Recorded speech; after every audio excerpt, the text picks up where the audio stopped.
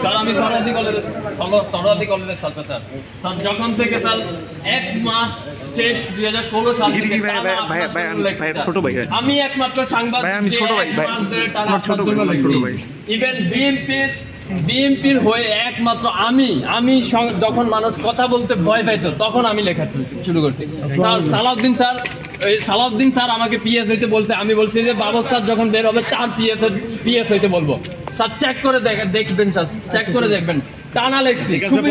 সুবিধাবাদী কেউ না স্যার, সুবিধাবাদী কেউ না স্যার, আন্দোলনে স্যার গণভবন ঘেরাওয়ের সামনে ছিলাম একদম।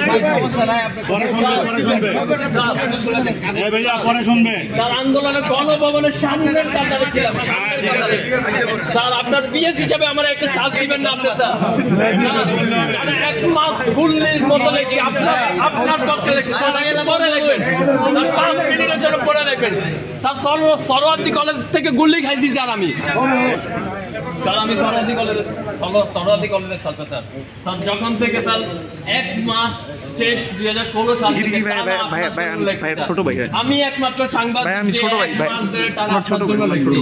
ইভেন বিএনপির হয়ে একমাত্র আমি যখন মানুষ কথা বলতে ভয় পাইতো তখন আমি লেখা শুরু করছি।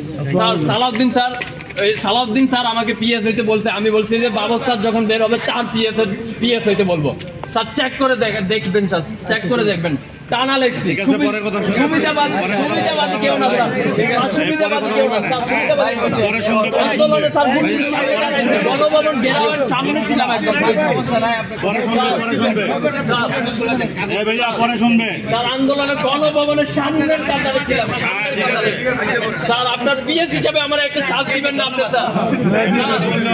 1 মাস গুল্লির মতো লেখি, আপনার পক্ষে লেখি, পরে লিখবেন, 5 মিনিটের জন্য পরে লিখবেন। স্যার সরোয়ার্দী কলেজ থেকে গুল্লি খাইছি স্যার আমি।